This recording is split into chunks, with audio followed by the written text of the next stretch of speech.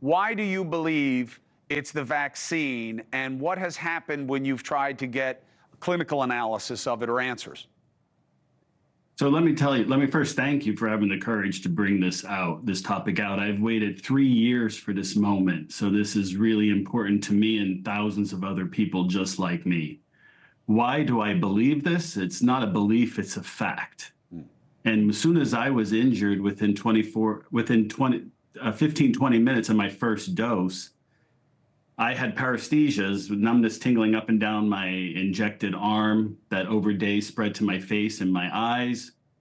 I went to see a neurologist. He ran some tests. He's like, well, this is all new. We don't know much about it, but the hospital is going to mandate it. You should get a second dose. And everything in my medical mind and in my bones was telling me, no, if you have a reaction after something, don't do it again. But the pressure was immense, and then 3 weeks rolled around, I got a second dose, and after that, everything blew up. I went from being a healthy, 100% healthy, fully functioning nurse to in a complete downward spiral of health. I had a myriad of symptoms.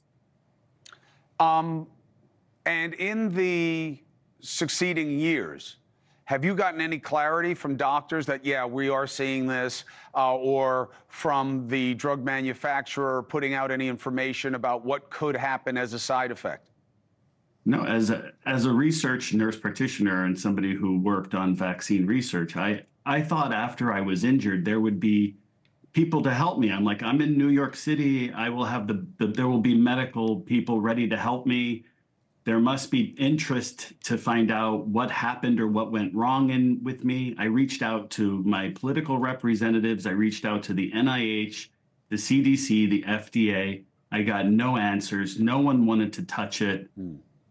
I got token responses back or no response. And so I went on a mission to research myself and help others.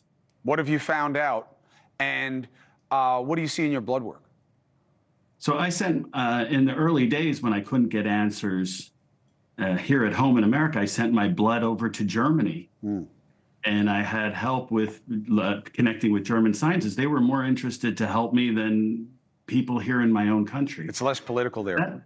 That testing showed I developed several autoantibodies, many of them that some theorists or some scientists believe are attributed to this POTS, or positional tachycardia that you mentioned, where every time I stand, my heart zooms.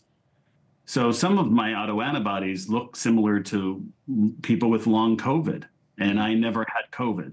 And that was proven through immunological studies of my blood. They could not find any viral antibodies. We don't even really have an official finding on long COVID.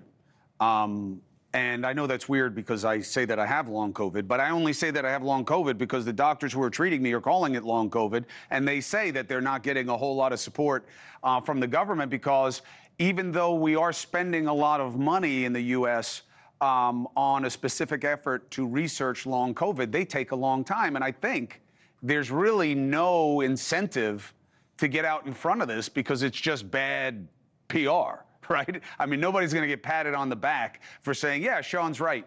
There's side effects on some of the vaccines or all of the vaccines that we should be talking about and figuring out how to treat. And there is long COVID and there's lots. Nobody wants to say that because it's all political now. Right. And we're caught in the crosshairs of the politics. I thought all my pro-vaccine colleagues would, that championed me on would be there to lift me up and help me. And in fact, they're the ones who turned around, dismissed, denied, and tried to censor and bury me. What do they think? You're chasing money?